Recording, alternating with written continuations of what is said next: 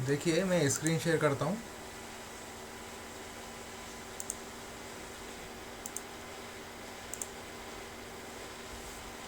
Screen दिख रही है आपको? हाँ, दिख रही है। हाँ सर। हम्म तो देखिए अभी तक हमने जो भी कारक पढ़े हैं, जो विभक्तियाँ पढ़ी है, मैंने आपको लिखवाया था कर्ता, कर्म, करण, संप्रदान इत्यादि। उसी प्रकार मैंने विभक्ति भी लिखाई थी, प्रथमा, द्वितीय, तृतीय, चतुर्थी, पंचमी, षष्ठी, सप्तमी, है ना। तो हमने चतुर्थी विभक्ति तक हमने पढ़ लिया है। थोड़ा सा एक 5 मिनट का अपन रिवीजन ले लेते हैं प्रथमा से चतुर्थी तक, फिर उसके आगे पढ़ेंगे। तो देखिए एग्जाम्पल के लिए मैं लिखता हूँ, जैसे रामः गच्छति। मैंने लिखा रामः गच्छति। तो इसमें देखिए ये जो गच्छति पद है, गच्छति जो क्रिया है, गच्छति को हम क्या बोलेंगे? क्रिया बोलेंगे, वर्ब है ये। और ये रामः जो है ये क्या है? ये कर्ता है। तो कहने का मतलब क्या है कि जो भी प्रथमा विभक्ति में होता है उसे हम कर्ता कहते हैं। ठीक है, रामः गच्छति। इसी प्रकार हो सकता है रामः पठति, रामः लिखति, रामः वदति, ये सब हो सकते हैं। तो हम यहाँ पे कर रहे थे रामः लिखति। अब आगे देखिए, रामः लिखति ये कर्ता कारक हो गया, प्रथमा विभक्ति हो गई। द्वितीय विभक्ति का प्रयोग हम कैसे करेंगे कि भाई राम लिखता है, लेकिन किसको लिखता है या क्या लिखता है? तो क्या हम लिखेंगे? रामः लेखः लिखति। ठीक है, लेखः लिखति। अब देखिए लेखः लिखति, क्या ये शुद्ध वाक्य है? तो भाई शुद्ध वाक्य नहीं है। क्यों? क्योंकि रामः में क्या है? प्रथमा विभक्ति मतलब कर्ता कारक। लेखः क्या है? ये भी प्रथमा विभक्ति कर्ता कारक। अब दो दो कर्ता कारक तो होंगे नहीं। ठीक है, तो राम क्या लिखता है, किसको लिखता है? तो बोले लेख को लिखता है। ठीक है, क्या लिख रहा है वो? लेख लिख रहा है। तो जिसको लिखा जा रहा है उसको हम बोलेंगे, उसमें म लगा देंगे, रामः लेखम लिखति। ठीक है, तो लेखम लिखति ये भी हो सकता है, या फिर हम अनुस्वार भी लगा सकते हैं ऊपर, ख के ऊपर अनुस्वार, रामः लेखम लिखति। अब देखिए इसका भी एक नियम होता है कि कहीं कहीं पर क्या होता है? म होता है और कहीं कहीं पर अनुस्वार होता है। तो म कहाँ लगाना है, अनुस्वार कहाँ लगाना है? एक बहुत छोटा सा नियम है कि जब कभी भी इस म के बाद में, म के बाद में मतलब इधर इस साइड में, यहाँ पर इस म के बाद में अगर कोई स्वर वर्ण हो, स्वर वर्ण कौन कौन से होते हैं मैंने लिखाया था आपको, अ आ ई उ। ठीक है, ये जितने भी 13 स्वर वर्ण होते हैं। तो जब कभी भी इस म के बाद में स्वर वर्ण होंगे तो इस म को ऐसा म ही रहने देना है, म लिखना है और नीचे हलंत लगा देना है। लेकिन इस आधे म के बाद में जब कोई व्यंजन वर्ण हो, जैसे लिखति में जो ल है ये व्यंजन वर्ण है। अगर इसके आगे में कुछ जैसे गच्छति होता तो व्यंजन वर्ण है, लेकिन आगच्छति अगर करेंगे तो स्वर हो जाएगा। तो उसी प्रकार से इस म के बाद में अगर कोई स्वर वर्ण आएगा तो हम क्या करेंगे? म को म ही रहने देंगे। लेकिन अगर कोई व्यंजन वर्ण आएगा, जैसे लिखति में ल व्यंजन वर्ण आया है, तो उसके स्थान पर हम क्या कर देंगे? अनुस्वार लगा देंगे। ठीक है, ये एक छोटा सा बेसिक नियम है। तो ये हो गया आपका कर्म कारक द्वितीय विभक्ति, रामः लेखम लिखति।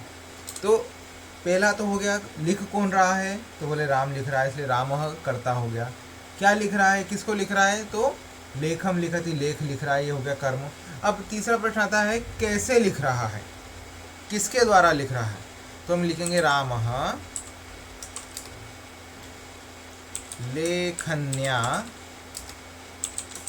लेखम लिखति। राम किसके द्वारा लेख लिख रहा है? तो लेखनी के द्वारा। तो लेखनी में हमने क्या किया? करण कारक लगाया, करण कारक लगाया, तृतीय विभक्ति लगाई। रामः लेखन्या लेखम लिखति। राम लेखनी के द्वारा लेख को लिखता है। ठीक है, किसके द्वारा लिखता है?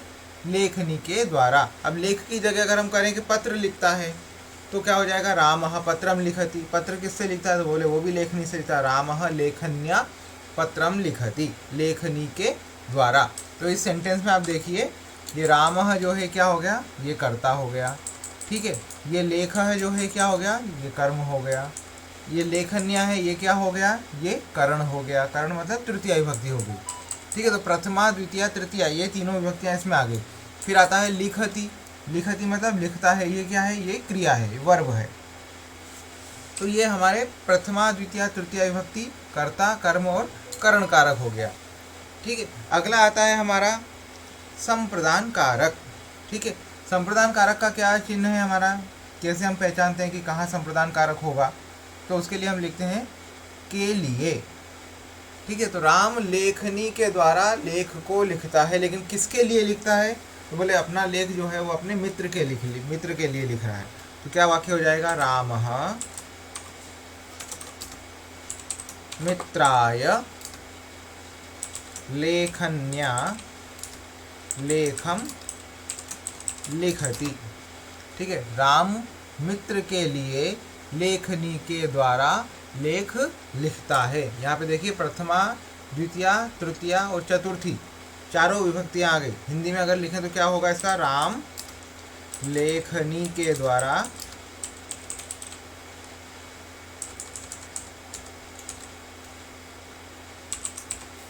ठीक है, राम लेखनी के द्वारा मित्र के लिए क्या लिखता है, लेख लिखता है।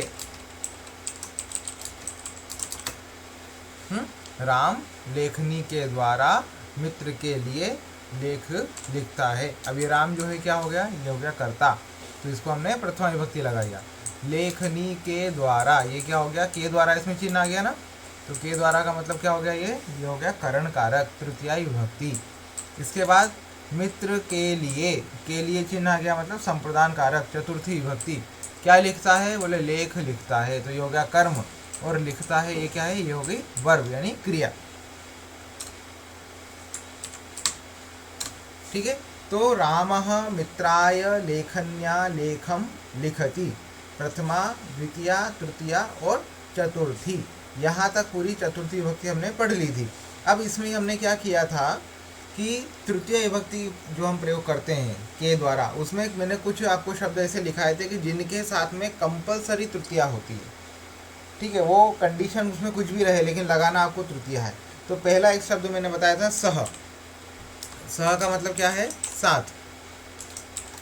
ठीक है, तो जब ये साथ वाला मीनिंग होगा तो वहाँ पर आपको कंपलसरी क्या करना है, तृतीया ही लगानी है, कोई दूसरी विभक्ति नहीं लगेगी। कैसे, जैसे सीता राम के साथ वन को जाती है, तो सीता राम के साथ के लिए हम क्या बोलेंगे, रामेण सह, राम के साथ। जहाँ सह लग गया बस यूँ समझ लीजिए, सह जिसके लिए लगा है उसमें तृतीया लगा देना है।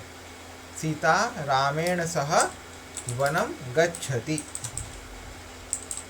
ठीक है, पिता पुत्र के साथ बाजार जाता है, तो क्या हो जाएगा, पिता को हम बोलेंगे जनकः, जनकः पुत्रेण सह कहाँ जाता है, जनकः पुत्रेण सह आपणं गच्छति।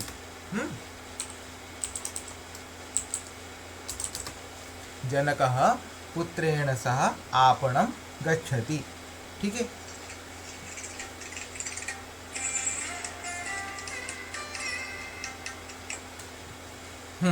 तो ये हो गया सह वाले वाक्य।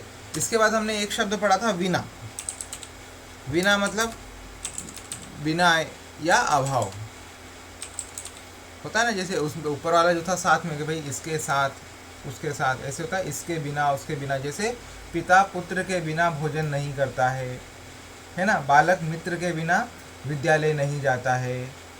ठीक है, मछली पानी के बिना नहीं जीवित नहीं रहती है। तो वो जो बिना शब्द है वो ऐसे प्रयोग करना है। जैसे एक वाक्य बनाते हैं, मछली पानी के बिना जीवित नहीं रहती है, तो मीनः, मछली को हम बोलते हैं मीनः। मीनः किसके बिना, जल के बिना, तो जलेन। मीनः, मीनः जलेन बिना न जीवति।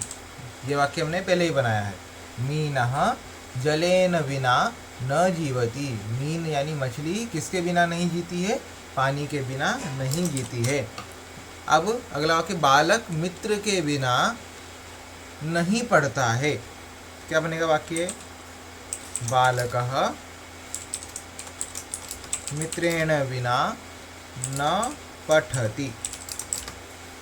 बालक किसके बिना नहीं पढ़ता है, मित्र के बिना नहीं पढ़ता है, तो बालकः मित्रेण बिना। तो ये हो गए बिना वाले वाक्य।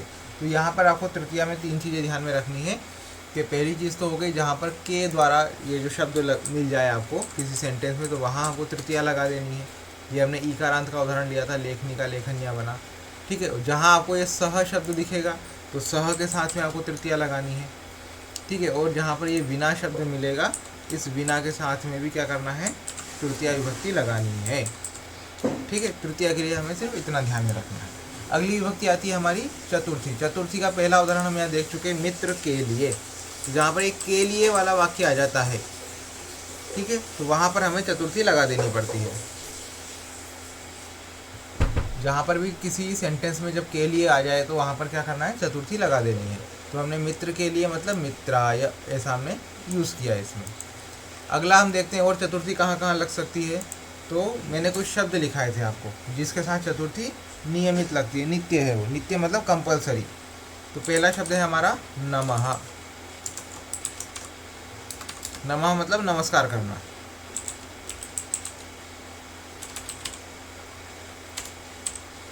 ठीक है। एग्जाम्पल, गणेशाय नमः, शिवाय नमः, देवाय नमः, रामाय नमः। ये तो हो गया क्या, पुल्लिंग वाले। स्त्रीलिंग में रमा शब्द, रमायै नमः। देवी ईकारांत शब्द, देव्यै नमः। जननी शब्द, जनन्यै नमः। तो नमः मतलब नमस्कार करना। तो अब जिसको भी नमस्कार करना है या उसमें नमः शब्द लगाना है तो नमः के साथ में क्या होगा, चतुर्थी विभक्ति हमें लगानी पड़ेगी। ये फिक्स है, कंपलसरी है, इसको चेंज नहीं किया जा सकता।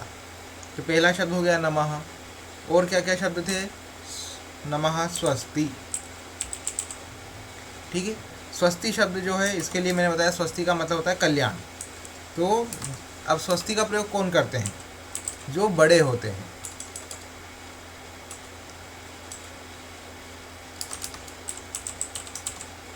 ये इसका मीनिंग हुआ, बड़े होते। जैसे स्वस्ति का मतलब प्रयोग होता है आशीर्वाद सूचक शब्दों में, जहाँ आशीर्वाद दिया जाता है। जैसे अगर आप अपने छोटे भाई को आशीर्वाद देंगे तो वहाँ स्वस्ति का प्रयोग कर सकते हैं। गुरु अपने शिष्य को आशीर्वाद देगा तो वहाँ पर जो है स्वस्ति का प्रयोग कर सकते हैं। पिता अपने पुत्र को आशीर्वाद देगा तो स्वस्ति का प्रयोग कर सकते हैं। माता अपने पुत्र या पुत्री को आशीर्वाद देंगी तो स्वस्ति का प्रयोग कर सकते हैं। एग्जाम्पल देखिए, जैसे शिष्य का कल्याण हो, ये वाक्य है, ठीक है। तो इसका संस्कृत क्या बनेगा, शिष्याय स्वस्ति। शिष्याय स्वस्ति, शिष्य का कल्याण हो, स्वस्ति मतलब कल्याण। पुत्र का कल्याण हो तो पुत्राय स्वस्ति। अनुज का कल्याण हो, अनुज यानी छोटा भाई, अनुज का कल्याण हो तो अनुजाय स्वस्ति। इसी प्रकार पुत्री के लिए बोल रहे हैं तो पुत्री शब्द में चतुर्थी लगानी पड़ेगी। जैसे देखिए, पुत्र्यै, ऐसा, पुत्र्यै स्वस्ति, पुत्री का कल्याण हो, ठीक है। तो इस प्रकार से ये दूसरा शब्द है हमारा स्वस्ति। अगला आता है स्वाहा। तो स्वाहा का मतलब होता है होम, आहुति, ठीक है। अब स्वाहा का प्रयोग तो आपने सभी जगह देखा है, जितने भी यज्ञ आदि होते हैं सभी में स्वाहा का प्रयोग देखने को मिलता है। जैसे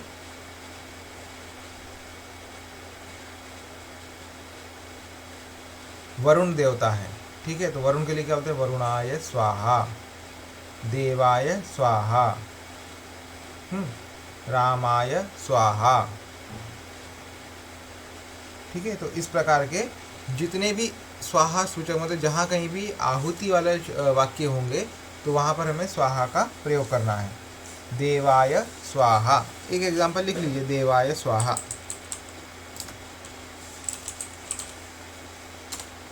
ठीक है। तो उसमें जो जो पुल्लिंग शब्द होंगे उसमें देवाय लग जाएगा, स्त्रीलिंग शब्द होंगे तो देव्यै लग जाएगा। जैसे रमा शब्द अगर आकारांत आया तो रमायै स्वाहा।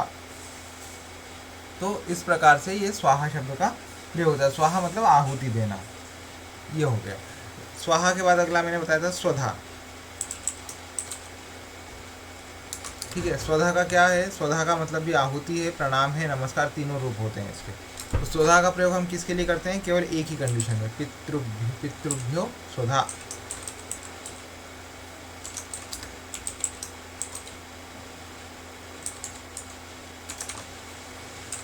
ठीक है, पितृभ्यः स्वधा, ये इसी शब्द के साथ प्रयोग होता है। अगला है वषट। वषट का प्रयोग कहाँ होता है? सिर्फ इंद्र शब्द के लिए। इंद्राय वषट। ठीक है, तो यहाँ आकर के हमारी चतुर्थी विभक्ति पूरी हुई। इसके बाद 4 मैंने क्रियापद बताए थे जिनके साथ चतुर्थी का प्रयोग होता है। क्रुध्यति, क्रुध्यति मतलब क्रोध करता है। द्रुह्यति, फिर ईर्ष्यति और असूयति। ठीक है, तो ये 4 क्रियापद थे। क्रुध्यति यानी क्रोध करना, द्रोह्यति द्रोह करना, विश्वासघात करना, धोखा देना, ये द्रोह्यति। ईर्ष्यति ईर्ष्या करना, असूयति असूया करना। अब आप सोचेंगे ईर्ष्यति असूया क्या चीज़ है? तो ये मैंने बताया था आपको, ईर्ष्या मतलब जेलिसी, असूयति का मतलब भी जेलिसी। लेकिन कंडीशन क्या है कि ईर्ष्यति का मतलब, ईर्ष्यति तब तक होता है, ईर्ष्या वहाँ तक होती है कि जब वो एक व्यक्ति तक सीमित रहे। जैसे मान लीजिए कोई एक व्यक्ति है, वो दूसरे व्यक्ति से ईर्ष्या करता है, ठीक है। या फिर यूँ मान लीजिए कोई एक गरीब है, एक अमीर है, गरीब व्यक्ति अमीर व्यक्ति से ईर्ष्या करता है कि भाई इसके पास इतनी संपत्ति क्यों है। तो वो ईर्ष्या कर रहा है, वो अपने तक सीमित है, तब तक ठीक है। लेकिन जब कभी वो जो दरिद्र व्यक्ति है वो धनिक व्यक्ति का किसी प्रकार से नुकसान कर दे या उसको किसी प्रकार से आघात पहुंचाने का प्रयास करे, तो फिर वो असूया हो जाती है। तो ईर्ष्या मतलब केवल भावनात्मक होता है, असूया जो है वो क्रियात्मक होता है। तो जो भावनात्मक ईर्ष्या होगी वो ईर्ष्या, जो क्रियात्मक ईर्ष्या होगी वो असूया। ठीक है, तो ये दोनों में डिफरेंस है। और इन सभी के साथ क्या होता है? चतुर्थी विभक्ति का प्रयोग होता है, संप्रदान कारक का प्रयोग होता है। जैसे पिता पुत्र पर क्रोध करता है तो जनकः पुत्राय क्रुध्यति। आचार्य शिष्य पर क्रोध करता है तो आचार्यः शिष्याय क्रुध्यति। अब द्रोह करना यानी विश्वासघात करना, दगा करना, धोखा देना। ठीक है, तो मान लीजिए कोई असुर है, वो किसी देवता से विश्वासघात करता है तो असुरः देवाय द्रोह्यति। दुर्जन व्यक्ति सज्जन के साथ द्रोह करता है, दुर्जनः सज्जनाय द्रोह्यति। ईर्ष्या करना, दरिद्रः धनिकाय ईर्ष्यति। ठीक है, असूया करना, जेलिसी रखना, दुर्जनः सज्जनाय असूयति। ठीक है, तो ये हो गया आपका चतुर्थी विभक्ति पूरी। आज हमें आगे पढ़ना है पंचमी विभक्ति। कौन सी विभक्ति? पंचमी विभक्ति। पंचमी विभक्ति मतलब कौन सा कारक? अपादान कारक। अपादान कारक का चिन्ह क्या होता है? से। ये इसका चिन्ह है जिससे हम पहचानेंगे कि अपादान कारक क्या होता है। लेकिन से तो तृतीया में भी आता है, करण में भी आता है, तो वहां पर जो से होता है उसका मीनिंग क्या होता है? के द्वारा। ठीक है, हाथ से लिखता है तो हाथ के द्वारा लिखता है, पेन से लिखता है तो पेन के द्वारा, पेंसिल के द्वारा। ठीक है, तो ये के द्वारा हो गया। अगला ये यहाँ पर जो से है इसका मीनिंग क्या है? इसका मीनिंग है अलग होना, पृथक होना, पृथक होना या अलग होना, ये इसका मीनिंग है। ठीक है, पंचमी विभक्ति अपादान कारक। अब उदाहरण के लिए देखिए, छात्र विद्यालय से आता है। क्या वाक्य है? छात्र विद्यालय से आता है, ये हिंदी में वाक्य है। तो छात्र कहाँ से आ रहा है? विद्यालय से आ रहा है। अब जब छात्र विद्यालय से निकल रहा है तो वो विद्यालय से पृथक हो रहा है, विद्यालय से अलग हो रहा है। ठीक है, तो ऐसी स्थिति में हम क्या करेंगे? पंचमी का प्रयोग करेंगे। ठीक है, तो यहाँ पर जो से है वो के द्वारा वाला मीनिंग नहीं है, यहाँ पर जो से है वो अलग होने वाला मीनिंग है। क्या वाक्य बनेगा? छात्रः, विद्यालय का हो जाएगा विद्यालयात्। विद्यालय का क्या हो जाएगा? विद्यालयात्। आता है तो हम क्या बोलेंगे? आगच्छति। छात्रः विद्यालयात् आगच्छति, छात्र विद्यालय से आता है। तो पुल्लिंग शब्द हम देख रहे हैं अभी। विद्यालय का हो गया विद्यालयात्, ठीक है। प्रकोष्ठ अगर शब्द है, प्रकोष्ठ यानी कमरा, प्रकोष्ठ का हो जाएगा प्रकोष्ठात्। हाँ, नगर शब्द है नगरात्, मंदिर मंदिरात्, देवालय देवालयात्। तो जितने भी पुल्लिंग और नपुंसकलिंग शब्द होंगे अकारांत वाले, तो उसका प्रयोग हम ऐसा करेंगे, विद्यालय विद्यालयात्, मंदिरात्, नगरात्, गृहात्, गृह यानी घर, तो गृहात्, ग्राम यानी गांव, ग्रामात्, विदेशात्, ठीक है। तो इस प्रकार से पुल्लिंग वाले शब्दों का प्रयोग होगा। अब स्त्रीलिंग वाले शब्द देखते हैं, जैसे पाठशाला, ठीक है। राम पाठशाला से आता है, क्या बनेगा वाक्य? रामः पाठशाला, देखो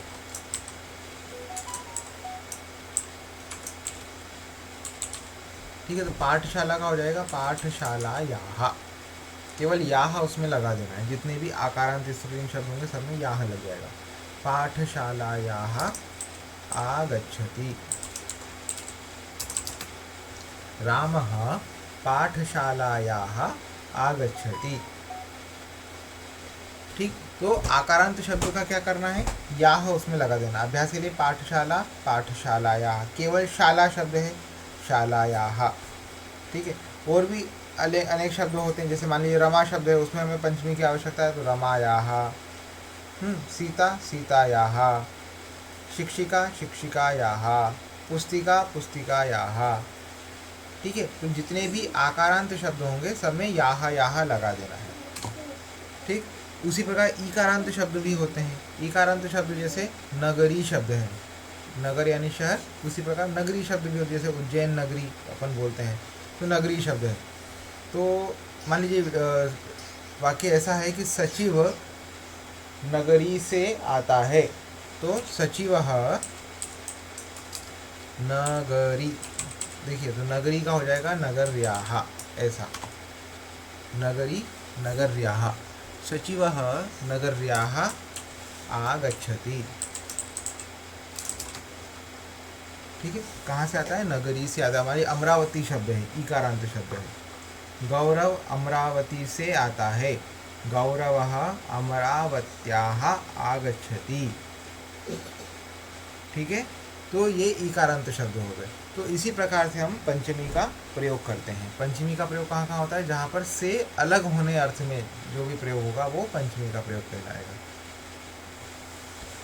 अब दूसरी एक चीज़ है, ये तो आपने सीख लिया कि भाई पंचमी का प्रयोग इस प्रकार से करना है। एक सरल चीज़ है कि जहाँ पे आपको कोई प्रकार का किसी प्रकार का परिवर्तन नहीं करना है और डायरेक्टली उसमें पंचमी का मीनिंग आ जाएगा, तो वो है तह।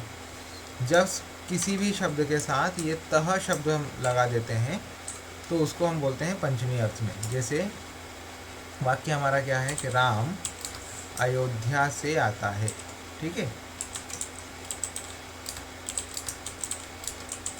ये हमारा वाक्य है। तो नॉर्मली हम पंचमी वाला जो वाक्य बनाएंगे अपादान कारक का, तो क्या बनेगा? रामः अयोध्यायाः आगच्छति, ठीक है, ऐसा वाक्य बनेगा। लेकिन अगर मान लीजिए हमें ये नहीं पता है कि अयोध्या में अगर पंचमी का अर्थ लेना है, से अलग होने वाला अर्थ लेना है, तो कैसा शब्द बनाना है वो अगर हमें नहीं पता है, तो हमें क्या करना है? सीधा सीधा जिसके साथ से लगा हुआ है, जिस शब्द के साथ, उसके साथ हमें तह लगा देना है। जैसे रामः अयोध्यातः आगच्छति, ये उसका सब्स्टिट्यूट है। किसका? पंचमी विभक्ति का, अपादान कारक का। अयोध्या ये शब्द का अगर पंचमी नहीं पता है तो उसके साथ तह लगा दो, रामः अयोध्यातः आगच्छति।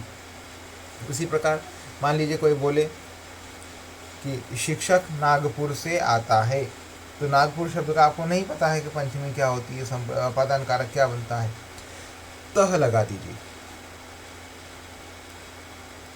शिक्षकः नागपुरतः आगच्छति, शिक्षक कहाँ से आता है? नागपुरतः, ठीक है। शिक्षक छात्र कक्षा से आता है, तो छात्रः कक्षातः आगच्छति। कक्षायाः अगर नहीं याद आ रहा है तो उसमें तह लगा दीजिए। तो जहाँ कहीं भी तह शब्द अगर लगेगा, ठीक है, तो उस तह शब्द के कारण क्या होगा, वहाँ पर अपादान कारक का मीनिंग मिल जाएगा, पंचमी विभक्ति का मीनिंग उस वाक्य में जुड़ जाएगा। एक वाक्य लिखिए, वृक्ष से पत्ता गिरता है। वृक्ष से पत्ता, लीफ है ना, गिरता है। ये वाक्य आप बनाइए। जिसका वाक्य बन जाए वो अनम्यूट करके मुझे बताइए क्या बनाया। वृक्ष से पत्ता गिरता है, पत्ता वृक्ष से अलग हो रहा है। बनाइए वाक्य।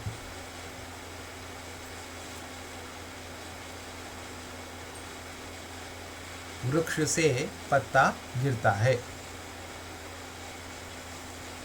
तो वृक्ष को वृक्ष ही बोलेंगे, ठीक है। अब वृक्ष जो है वो पुल्लिंग शब्द है, अब वृक्ष से गिर रहा है तो क्या बनेगा उसका, वृक्षात। अब वृक्षात न बनाते हुए अगर हमें तह लगाना है तो क्या बोलेंगे अपन, वृक्षतः,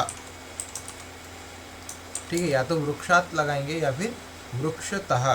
क्या गिरता है, पत्र गिरता है, पत्ते को भी पत्र बोलते हैं, पत्रम पतति, वृक्षात पत्रम पतति, वृक्ष से पत्ता गिरता है, ठीक है।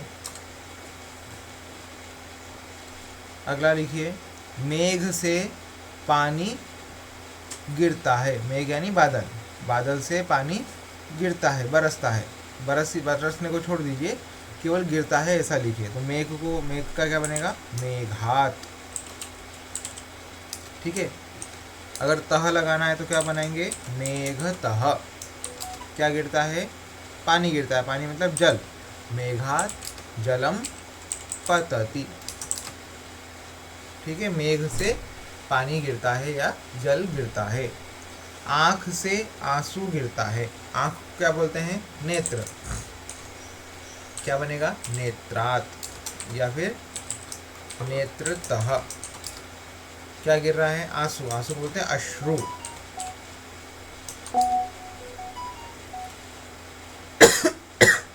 नेत्रतः अश्रु पतति, आँख से आंसू गिरता है, या फिर नेत्रात अश्रु पतति, ठीक है।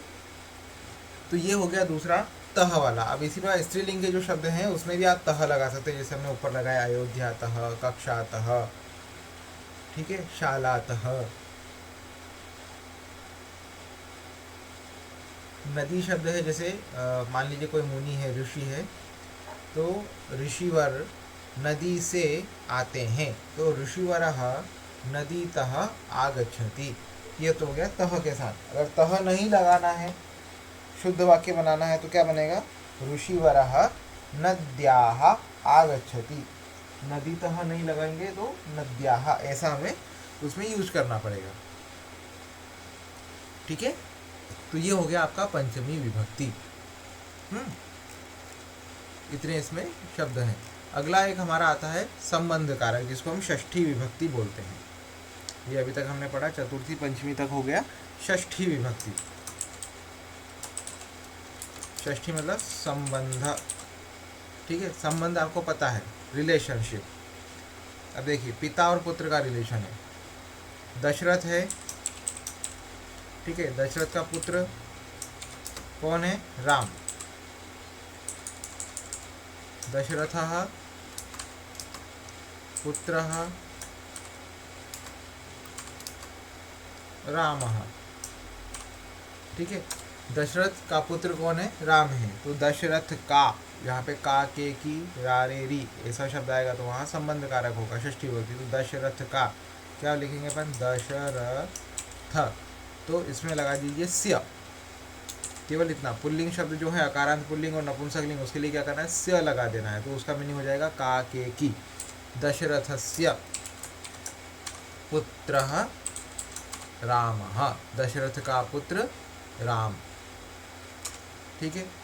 फिर और दशरथ के पुत्र और कौन कौन है, तो दशरथस्य पुत्रः रामः के बाद हो जाएगा लक्ष्मणः।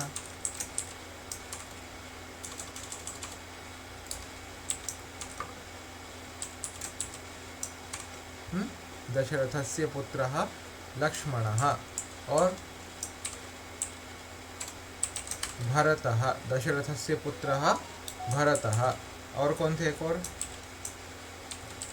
शत्रुघ्नः, दशरथस्य पुत्रः शत्रुघ्नः, घ आधा है उसमें, शत्रुघ्नः।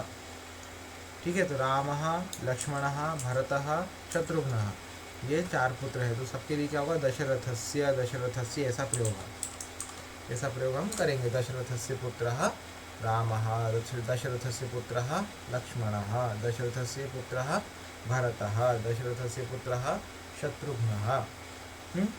फिर दशरथस्य पत्नी, पत्नी जो है वो भी संबंध है, दशरथस्य पत्नी। ठीक है, दशरथस्य पत्नी कौशल्या। फिर दशरथस्य पत्नी कैकेयी, दशरथस्य पत्नी सुमित्रा। ठीक है, तीनों में दशरथस्य। अब दशरथस्य जो शब्द है ये संबंध वाला शब्द है। का के की, यहाँ पर भी जिस शब्द के साथ का के की मिलेगा वहाँ षष्ठी लगानी है, वहाँ षष्ठी विभक्ति लगानी, संबंध कारक का प्रयोग करना है। दशरथस्य पुत्रः रामः, दशरथस्य पत्नी कौशल्या, दशरथस्य पिता,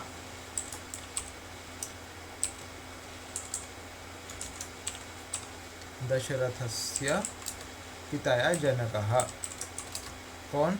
अजः, दशरथ के पिता का नाम अज। दशरथ की माता दशरथस्य जननी, कौन था? इंदुमती। दशरथस्य जननी इंदुमती। ठीक है, तो ये सारे संबंध है। और देखिए, अब दशरथ के हटा देते हैं, अब लिखते हैं कृष्ण, राम लिख लेते हैं, राम। ठीक है, तो रामस्य पुत्रः, राम का पुत्र कौन? कुशः। ठीक है, और दूसरा लवः। 2 पुत्र हैं राम के, रामस्य पुत्रः कुशः अथवा रामस्य पुत्रः लवः। रामस्य पत्नी सीता। रामस्य अनुजः, राम के अनुज कौन कौन है, छोटे भाई कौन कौन है उनके? तो भरतः एक, लक्ष्मणः 2, शत्रुघ्नः 3 भाई हैं राम के। ठीक है, तो रामस्य अनुजः भरतः, रामस्य अनुजः लक्ष्मणः, रामस्य अनुजः शत्रुघ्नः। ठीक, रामस्य पिता जनकः, राम के जनक कौन है? दशरथः। रामस्य जननी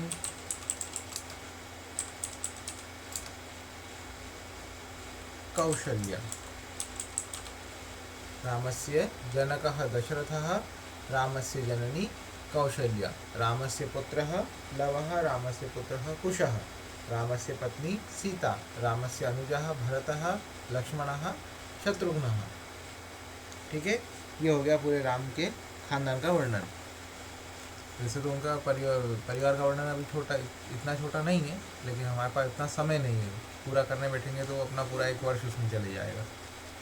तो ये हो गया यहाँ से आता है दशरथ से। तो देखिए, इसमें ध्यान देने वाली बात क्या है कि ये जो दशरथ शब्द है अकारांत पुल्लिंग शब्द है, इसका जब हमें षष्ठी प्रयोग करना है तो क्या करना होता है? स्य लगाना होता है। दशरथस्य, दशरथस्य, दशरथस्य। ठीक है, का जहाँ पे आया, दशरथ का पुत्र, दशरथ का भाई, दशरथ के पिता, दशरथ की माता, दशरथ की पत्नी, का के की का जहाँ जहाँ प्रयोग हुआ वहाँ पे हमने स्य लगाया। उसी प्रकार राम, राम का पुत्र का, राम की पत्नी की, राम का छोटा भाई, अनुज यानी छोटा भाई का, राम के पिता, राम की माता। ठीक है, तो का के की जहाँ भी आया वहाँ हमने स्य का प्रयोग किया। उसी प्रकार कृष्ण का भी बना सकते हैं। कृष्ण के पिता वसुदेव, तो कृष्णस्य जनकः वसुदेवः। ठीक है, कृष्ण की माता देवकी, तो कृष्णस्य जननी देवकी। कृष्ण के भ्राता, भ्राता यानी भाई। ठीक है, अब भ्राता यानी भाई जो बलराम थे वो बड़े थे, तो इसलिए अग्रजः, अनुजः यानी छोटा भाई, अग्रजः यानी बड़ा भाई, तो कृष्णस्य अग्रजः बलरामः।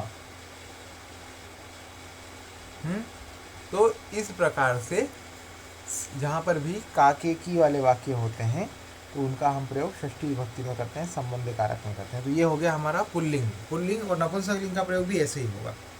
अभी हम देखते हैं स्त्रीलिंग। स्त्रीलिंग में मान लीजिए, ले लीजिए सीता शब्द ले लीजिए। तो सीता किसकी पुत्री थी? सीता के पिता कौन है? तो सीतायाः जनक, जनक यानी पिता, जनकः। अब उनके पिता का नाम भी जनक ही था, तो जनकः। या फिर ऐसा कर लीजिए, सीतायाः पिता, पिता शब्द भी संस्कृत का ही है। सीतायाः पिता जनकः, सीतायाः माता या जननी सुनयना।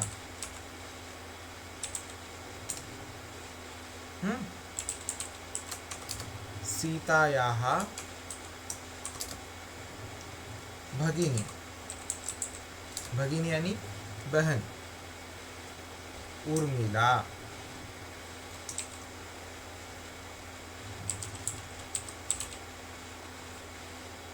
ठीक है, सीतायाः भगिनी उर्मिला। उर्मिला, मांडवी और श्रुतिकीर्ति, 3 बहनें।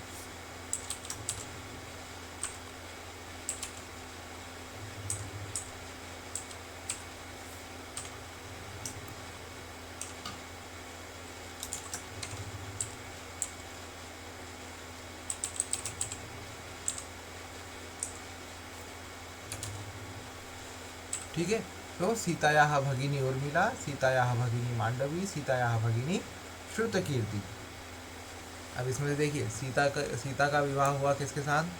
भगवान राम के साथ। उर्मिला का विवाह हुआ लक्ष्मण के साथ। मांडवी का विवाह हुआ भरत के साथ। और श्रुतकीर्ति का विवाह हुआ शत्रुघ्न के साथ। अब सीता के पुत्र का नाम, सीतायाः पुत्रः, सीतायाः पुत्रः कुशः।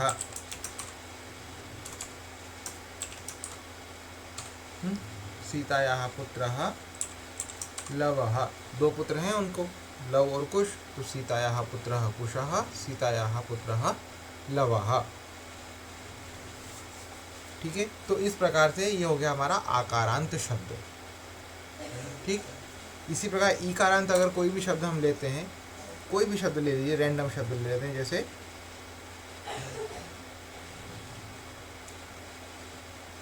गौरी शब्द लेते हैं। गौरी, तो जैसे सीता का सीतायाः रूप बना, इसी प्रकार गौरी का बनेगा गौर्याः।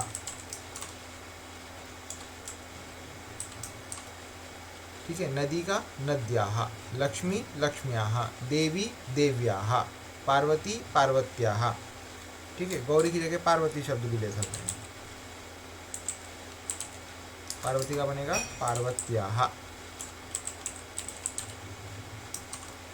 ठीक है, अब फॉर एग्जांपल बनाइए, पार्वत्याः पिता, पार्वती के पिता कौन है? देखो, पार्वत्याः पिता हिमालयः, पार्वती के पिता हिमालय।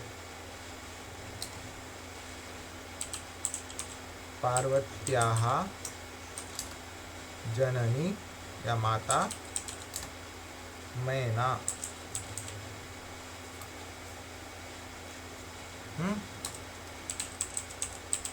पार्वत्याः पतिः शिवः।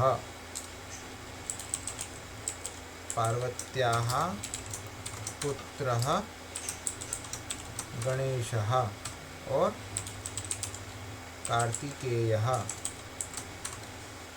ठीक है, पार्वत्याः पुत्रः गणेशः, पार्वत्याः पुत्रः कार्तिकेयः।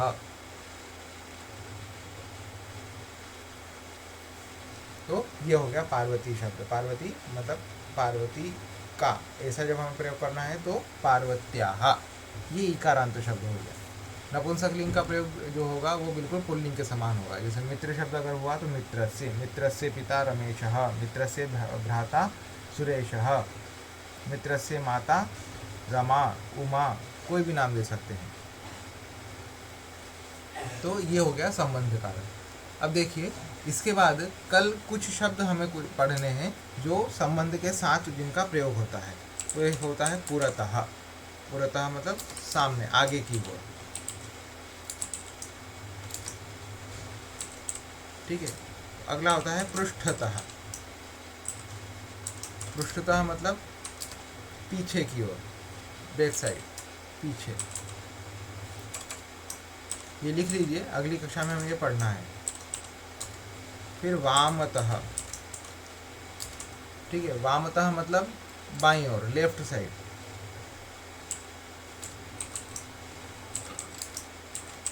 फिर अगला है दक्षिणतः। दक्षिणतः मतलब दाईं ओर।